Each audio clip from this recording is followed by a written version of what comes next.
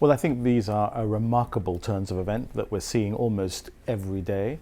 There's no certainty still in the United Kingdom as to whether or not the Act will get royal assent, which will provide for a requirement on the Prime Minister to seek an extension. That now appears to be something that is going to happen. The House of Lords is going to allow the passage of the bill, which means it will come back for third reading.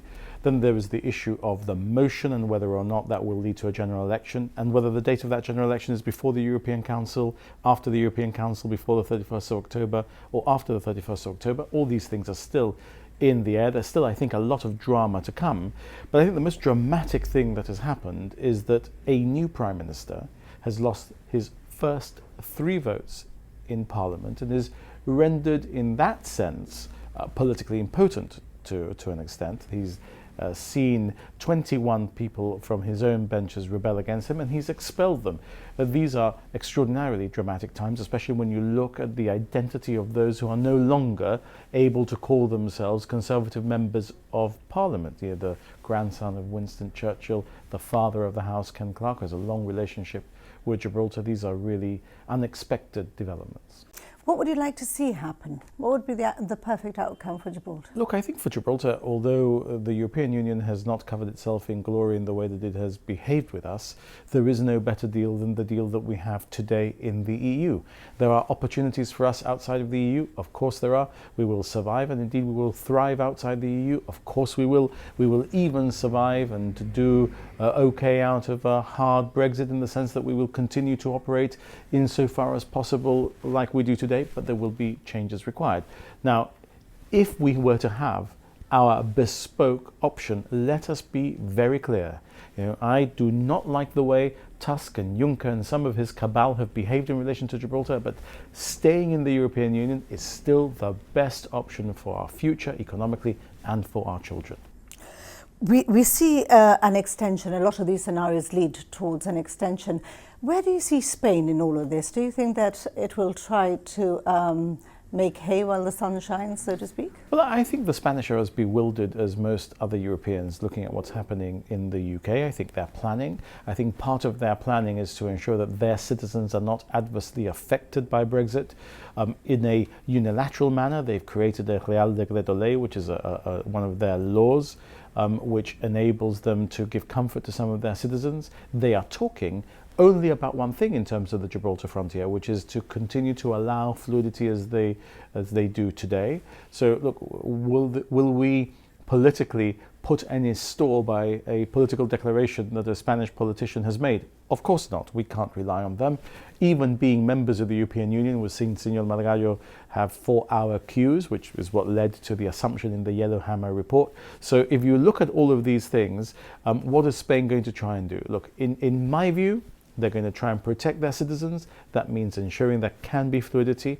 They're not going to bend over backwards to help us in any way, and they are going to try and advance the claim which cuts across all party politics in Spain. But they don't want a no deal either. But they don't want no deal either. So there are those permutations. I think if you said to the Spanish government, would you, for once in history, share the view of the government of Gibraltar that the best result is that the United Kingdom stay in the European Union, I think the answer would be yes.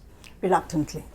Well, perhaps reluctantly only in relation to the issue of Gibraltar. It seems to be about trust, and we see that Labour doesn't really trust the government to adhere to legislation against a no deal.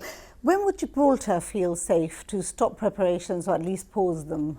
Well, look, I think it is absolutely extraordinary that a former Minister for Justice asked a direct question on Sunday morning on the Andrew Marr show, will the government follow the law, gave an answer which was not a direct yes. Now, I think Michael Gove meant we'll have to see what that law says in order to decide how we react to it. But the simple answer is, yes, we will follow the law. What the law requires is still up for grabs, and what we need to do is still up for grabs, but we're not above the law. Of course, and this is fundamental, and it's about the rule of law, and it's one of the key things that makes us want to stay and be British, and it's one of the things that attracts business to the United Kingdom and to Gibraltar. The government is not above the law. In our system of justice, the only person who cannot be brought to court is the Queen.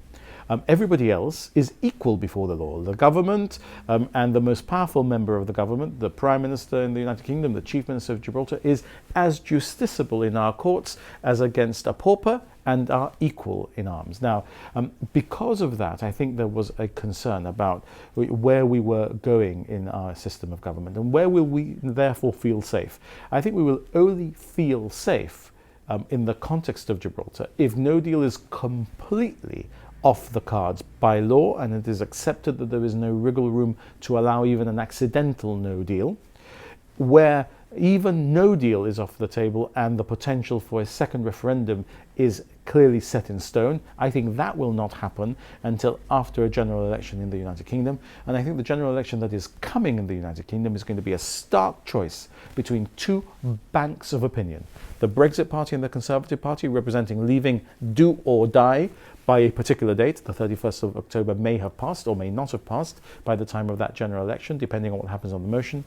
And another rump of public opinion represented by the Labour Party, the Liberal Party and the Green Party, and indeed the SNP, that will say we want to put this again to the British people in a referendum after a general election. The general election should not be the referendum, and there we will defend Remain. And I think if there is a general election in the United Kingdom on that basis, and if it leads to a government that puts this to a second referendum, and if that second referendum then goes for Remain, that's when we will feel the safest. But there are intermittent options and opportunities. We're prepared for all of those permutations. There is a very difficult mind map, which I refer to constantly when I'm applying myself to what is happening here. The Deputy Chief Minister, the Attorney General, the Financial Secretary are all working on all of these possibilities to ensure that Gibraltar is safe in every single eventuality. Will the timing of an election in the UK influence the timing of an election here? I know the date of the election in Gibraltar, and it's not going to be affected by the timing of the potential election in the United Kingdom. You're not going to give us any clues, obviously. Of course not. Finally, Chief Minister, National Day. How do you think the politics will spill onto this? You'll want it to be a fabulous day, of course, before an election. MPs will be busy. We have MEPs who are Brexiteers, and we've got a Prime Minister who's okay with a no deal. It's hardly a recipe for success. I want Gibraltar's National Day to be a magnificent celebration of who we are and how ready we are to face any option that is put before us, and indeed not just option, any eventuality that materializes. Gibraltar will not just survive, Gibraltar will thrive, and this is a message that we're sending to the world. And we're starting with a magnificent weekend of music leading up to a classical concert that will enable us all to commemorate the sacrifice of those who went through the closed frontier period. And then on National Day, an important political event, this year in particular, 50 years since the frontier was closed. Now, across the Brexit political divide and across the party divide in the United Kingdom, we have support for the sacrifice that we made 50 years ago being commemorated, and we have support for our success and for our thriving economy in the future.